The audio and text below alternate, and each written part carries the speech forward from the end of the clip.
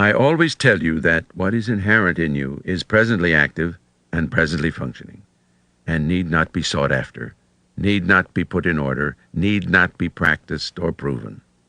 All that is required is to trust it once and for all. The director. Even if you trust directly in the rightness of reality this very moment, already you are called a dullard. How much the more if you cannot trust directly? What are you good for, then? If you directly trust the rightness of reality, why are you called a dullard? When have you been coming and going all this time? You should know that you've lost one part. Then you see that what you had hitherto not comprehended turns out to be a view that has no relevance to you. You people just talk about studying Zen by bringing up stories as if that were Buddhism. What I am talking about now is the marrow of Zen. Why do you not wonder, find out, and understand in this way? Your body is not there, yet not nothing. Its presence is the presence of the body in the mind, so it has never been there. Its nothingness is the absence of the body in the mind, so it has never been nothing. Do you understand? If you go on to talk of mind, it too is neither something or nothing. Ultimately, it is not you. The idea of something originally there now being absent, and the idea of something originally not there now being present, are views of nihilism and eternalism. What teaching did Maitreya expound to you? Asanga replied, he expounded this teaching. Now tell me, what teaching is this? You must be able to discern it before you can realize it. Don't fix recognition on this. Many people have been fooled by the term this. That is why they speak of illness as if it were medicine. Therefore, we say they are pitiful. 24 hours a day, you think about clothing, think about food, think all sorts of various thoughts, like the flame of a candle burning unceasingly. Just detach from gross mental objects, and whatever subtle ones there are will naturally clear out, and eventually you will come to understand spontaneously. You don't need to seek. This is called putting conceptualizations to rest and forgetting mental objects, not being a partner to the dusts.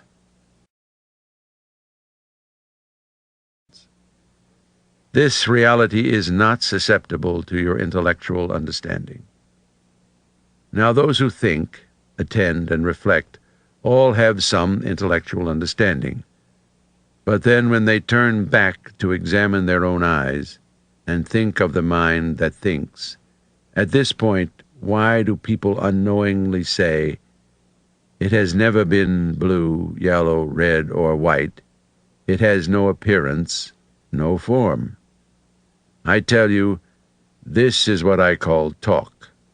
It is not your original mind. How can people nowadays reach the point where there is no seeing and no hearing? Everything is always there. You see people, houses, all sorts of forms, like boiling water bubbling. When you were infants, you also heard sounds and saw forms, but you didn't know how to discriminate. Once you came to the age of reason, then you listened to discriminatory thinking, and from that time on have suffered a split between the primal and the temporal. At this point, it is inevitably hard for people to restore natural order, even if they want to.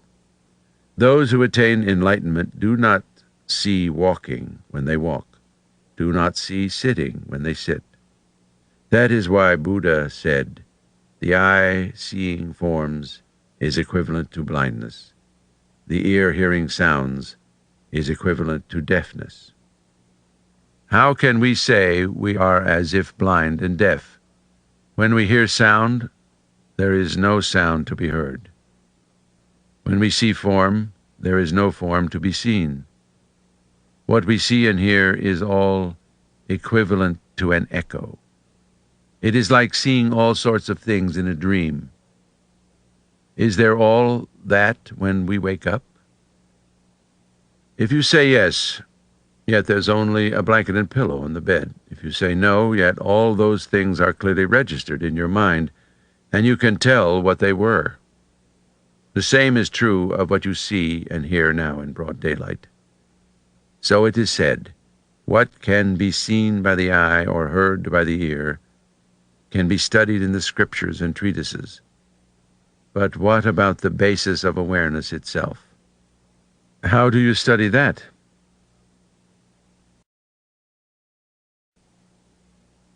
Mind itself. Let me give you an illustration. People have eyes, by which they can see all sorts of forms, like short and long, square and round, and so on. Then why do they not see themselves? Just perceiving forms, you cannot see your eyes, even if you want to. Your mind is also like this. Its light shines perceptibly throughout the 10 directions, encompassing all things. So why does it not know itself? Do you want to understand?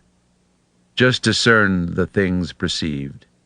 You cannot see the mind itself.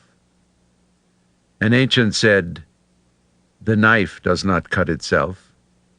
The finger does not touch itself. The mind does not know itself. The eye does not see itself." This is true reality. What is Shakyamuni, the Buddha? Who is Bodhidharma, the founder of Zen? Was there any Buddhism before the founder came here? How can you say there was none? If you say there was none, that is just self-deception.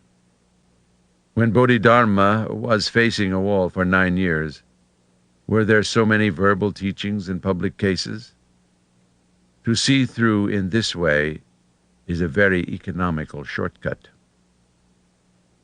When you had not come here, I had not seen you, and you had not seen me. If you do not see me and I do not see you, how can there be discernment and clarification?